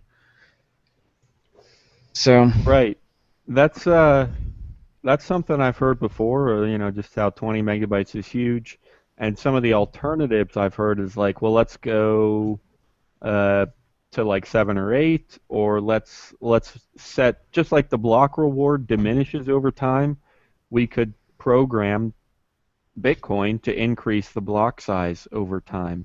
And I guess I don't know. I mean, I'm sure there are people out there who have thought of this, but it might even be feasible to kind of have the network measure its own capacity. And once you reach, I don't know, you could say once you reach an average block size of 80% over the last 100 blocks, then you increase it by 50% or something. So that every time we approach capacity, then we just gradually increase the block size. And everybody could read that just like they read the blockchain. They can look at the software could look at the past 100 blocks, and it could say, oh, the average block size is zero point 0.9 megabytes over the last 100 blocks. That means it's time to increase the limit to 1.5 megabytes, or something like that. It's yeah, I don't know. That's that I'd like to say that's my own idea, but I'm sure there's got to be people who have thought of that, and I'm sure they also have reasons that it might not work perfectly. So yeah, yeah. He says the truth in practice is that we wouldn't go straight to 20 megabytes right away. I think that's true. But I also like how he brings up the issue of the analysis because well, I know we've talked with people before. Who was it from that guy that had like a trading site where he built that algorithm and stuff? I can't remember what the site was. We interviewed probably a month ago or something. oh, We could, yeah. The yeah, automatic trading. What the heck was that? yeah, man. We're showing Coin. our, There it is. CoinCube. yeah, CoinCube.io. yeah, That's what coin. it was. Yeah, that's what it is. So yeah, one of the things that he said, and I feel like we've heard other people say something similar, is that Bitcoin initially got all the tech people in it, and there weren't really people who had an actual strong background in economics and statistics. They kind of just filled in those roles by default or just did what they could. I if what this guy's saying is true, that there's not very much analysis being done or much analysis that has been done, that's a little disappointing. But because everything's in a public ledger, I feel like it should be super easy. I guess that's maybe more of a reason to be upset about it. Or Bitcoin is like made to do this kind of analysis almost. It's like a perfect case for somebody who's into that kind of thing. So yeah, people start doing that. If you're a statistician or something like that, Yeah. we need Yeah. we need people doing that kind of stuff. And it's all out there. It should be easy to do. We got a public ledger and everything. So Right. Yeah, I mean it's the kind of thing which we mention somewhat regularly, but it's always worth repeating. It's just that Bitcoin is absolutely nothing like anything we've had before. It's completely new, and we don't know. Well, we just don't know where it could go, how it's going to work, if it'll get replaced by something.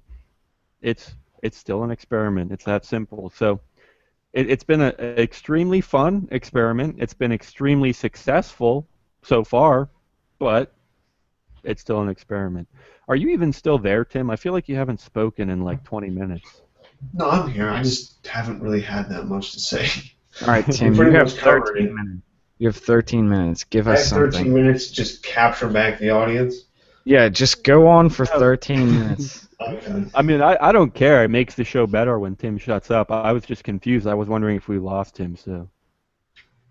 Yeah, Thank you. it's the end of the show. If somebody's made it this far already, I think I'm satisfied. So Tim, you can have the rest. Good job, everybody. Yeah, you're right. We gotta keep Tim happy. The only reason we need to keep him on the show is just so we can continue to bash him every time. So. Yeah, he's like this little animal that we keep in a cage, like a. Yeah, look at him. Look at him. Just look at it.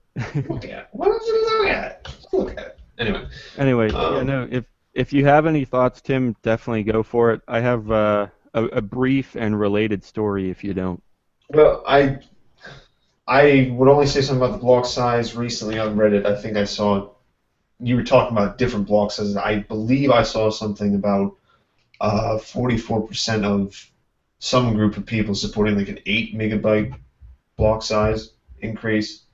Okay. Like a poll that went down. Yeah, it might have had to do with some mining pool. I'm not sure, but I like No, I mean definitely. a poll. Like No, I like know, a server. I know. Like a mining pool had a poll, possibly. I don't know. Someone had a Okay. poll. Poll But- had a poll. I like obviously the guys asking for like just actual data for it because I have noticed and I've seen some people complaining, especially like on the Bitcoin subreddit, that a lot of if you're not talking about necessarily just changing the block size automatically, they tend to stuff like that tend not just downvote it but just gets kind of removed because they're more. Some people there take the position that everyone just kind of needs to go with it and it's the best for Bitcoin and why do you have to keep on asking about a different block size? This is easy. So yeah, if someone could actually show some real data that is true, I'd love that. Or if it points to something else, it is great. This is another random thought and another thing that I have no idea if it's even valid, but kind of related to my idea that I just had about looking at past blocks. What you could do is sort of measure the not expense. What my head is saying expensivity. The expense. I don't know. You could just measure how much Bitcoin is costing over the past. I say 100. It should probably be more than that. Maybe like 1,000. You could look at the past 1,000 blocks because. Let me back up a little bit. Part of the reason that people say a small block size is bad is because eventually space is going to be limited, and then the fees have to go up. If you want to get in a block, you've got to pay more. And what you could do is kind of analyze the past 1,000 blocks, look at the fee per megabyte, just like wallets do on every transaction, sort of.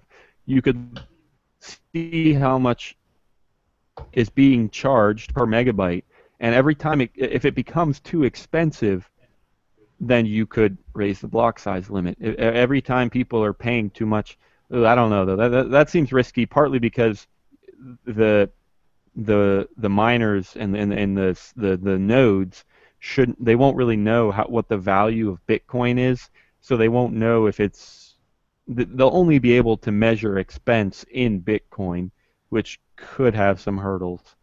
Uh, I don't know. Maybe it's a dumb idea, but it's something random that I thought of and I wanted to mention. I don't know.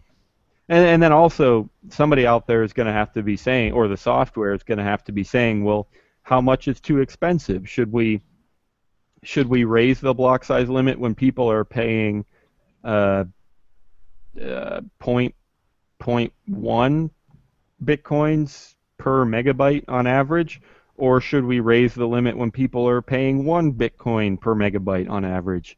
Those numbers are probably way off, but it's just another debate, right? Like how much is too expensive? So, all right, so scratch that last idea. I like my first one better about just analyzing the block size. But it's got to be a really long average. I mean, if you did like 10 blocks, somebody could just flood the network and get the block size increased. If you did 1,000 blocks, then it would be a little more average. And you could even make it decrease. If somebody floods the network, you could increase it for a while, but then if only 10% of the blocks are being filled, you could decrease the limit. I don't know, crazy ideas, and I don't know enough to to say whether they're good or bad. So I'm not going to go much farther on that. Uh, I guess the other, well, I don't know. Any thoughts before I touch on this other similar kind of story? All right, so this is from CryptoCoinsNews.com, and holy crap, I'll drop a link. I'm not really sure. The cover image is really kind of weird. It's just some guy with a gigantic ear and a really weird face. Anyway, that's Really irrelevant. weird. It's so judgmental. They on Bitcoin Reddit or the subreddit r/Bitcoin, they banned discussion of Bitcoin XT, and it was actually one person's decision.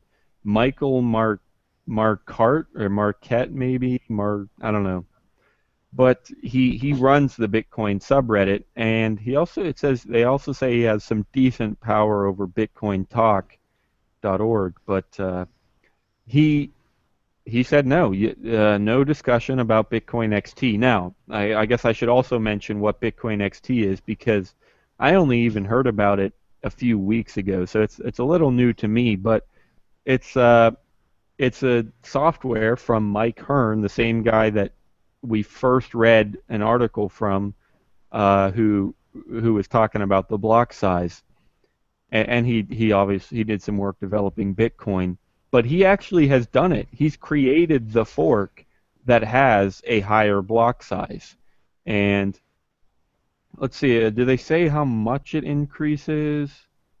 I thought it might have said in this article. Crap, I don't know. I'm not. Oh, wow. Oh, there it is. The truth of the matter is that the only fundamental difference between Mike Hearn's Bitcoin XT is the maximum size of blocks and the maximum amount of transactions per hour. Or maybe they're equating those two things. But yeah, that's what they say is the only fundamental difference with Bitcoin XT. Now, I know there are some other things about, there are probably actually a lot of kind of technical changes that, again, I don't even know much about this stuff, but it's all about who pays for fees, uh, who there's stuff like child pays for parent. Are you allowed to chain transactions in the same block? How do those chains get handled? Those are just some of the technical things that I know are different, and I shouldn't get into how they're different because I'm not the expert. But anyway, so the point is he's created his own version of Bitcoin. It'll be a fork if people start using it, and it has a higher block size. And apparently, the Michael Marquardt or whatever has banned it on Reddit. And he says his quote here is he's banned contentious hard forks. And I can sort of see that. The word contentious, yeah, it's kind of a fiery debate, and maybe that's the kind of stuff that he doesn't want on the Bitcoin subreddit. But I don't know. Any thoughts on whether he should have done that? Whether, I mean, he does say, this is actually a really interesting quote. No one elected me. This isn't a democracy. You are neither my constituency nor my customer. You can use r/Bitcoin and other sites I'm associated with and deal with me and my policies or not. That's your choice. So it really is a free market kind of thing. Like, sure, if you want to ban it, whatever, it's your decision, it's your website or your subreddit and stuff. But I don't know. What do you guys think? Was it a good move? Should he have made it? Uh, and I'm assuming you would agree that it's, he has the right to ban this kind of stuff. Yeah, he has the right to do it. I'm not particularly happy, I guess, but I also understand why. I mean, I'm sure you got plenty of, but I think you can get that from both sides, but plenty of posts that just didn't really have that much of a understanding of what was going on. It'd be like if a bunch of people like me with less, I'm smart enough to know that I'm not going to be able to contribute to discussion like that, but some people aren't, and you just have a bunch of people who know about it as much as I do, and then just try to say, like, why do you guys do this? So I can understand why he shut it down, but Yeah, I I guess. also like people being able to say things, but I could understand, like, you have to delete. Yeah. I guess the kind of classic response to this, the free market response would be, okay, if you're going to ban it, and if people really want to talk about it, and you're going to ban it, then I'll make a business or just another forum or another subreddit somewhere where people can talk about it because they want to, and I'll get users, and eventually I might be able to make money off of that. So so if nobody steals our idea in the next 2 minutes, and if there's not already an r/Bitcoin XT, maybe we should make it, and maybe we'll have a ton of users because Yeah. everybody wants to talk about it. This stuff kind of ticks me off though, because it just like destroys what I think of as Reddit. Like Oh, the no, what was it, the fat shaming thread getting Oh, shut that's down. right. It's just like, yeah, no. That's yeah, you're right, John. They've been going through all kinds of. They've I shut mean, down that's not related to that, just to point yeah, that no, out. I know it's not related, but like my thing is, yeah, you're moderating this place or whatever, so you have the ability to shut things down. But if you want to shut things down, go somewhere where like people are okay with shutting things down. Like, don't do it on Reddit, because like I don't want you to do it on Reddit. I mean, Well, not that I can tell them not to do it, but that's kind of the point of Reddit, isn't it? yeah, it's Like, like it's if you want to shut things down, go somewhere else and do it. That's all I'm saying. yeah, Yeah, don't fuck up Reddit for us. That's what we have. yeah, but Yeah. they have been going through a lot, and I could easily see something else replacing it very soon with all that they've done. So, all right, well, I'm showing 2:59, so it's about time to wrap up. But any quick thoughts before we do that? All right, so I'm going Yeah. to. Well, first of all, yeah, definitely thanks everyone for being here. Always be checking out, well, you, me, and btc.com or ymb.tc. Obviously, that's been talking about that. ymb.tc/live. If you're listening to this later on the MP3 or YouTube or something, you might still be able to find our poll there. Jump in and then let us know if you think Bitcoin and credit cards can coexist. Uh, Simple yes or no answer, really, or you can fill in whatever answer you like. I am showing right now. It's about 60. I can't find the actual number, but most of them are saying, yeah, they can coexist, and that's generally what we said and agreed on, at least for a while. So get over there and vote. Send us a tweet. Tweet lines are open all week long. Send us anything you like. We've been getting some awesome articles and videos uh, all week long from Cyril. We've been talking about him for a while, and he's been sending us some awesome stuff. So thanks. Shout out to I think it's, well, now I got to find it. It's one Cyril Blanc one, I think is what it is. Yeah. C1, the number one, CYRILBLANC 1. So anyway, shout out to him. Thanks to him. Shout out to Enjoy Bitcoins. He's always been around during the live shows. He's tossed us some tips. Obviously, we always love having him. Cool. Well, I guess that's about it. One more time, that's ymb.tc/live. If you want to buy Bitcoin, head to /buy. I don't know, use the tipping address. Sign up for emails because we might have some updates about next week's show when it may or may not be. So check there, or Twitter. You can obviously always, I'm sure we'll be announcing that stuff on Twitter. So that's at you, me, and BTC. If you want a sticker, tweet me, let me know.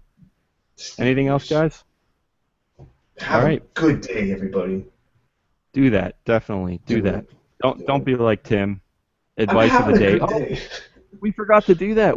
We thought of that idea like a month or two ago, doing advice of the day at the end of every show, Oh, and I think we forgot. But today's advice: don't be like Tim. All right. Thanks, everybody. We'll see you tomorrow on our recorded show, and maybe next week for a live show, and obviously next Thursday. So, thanks, and we'll catch you later. yay.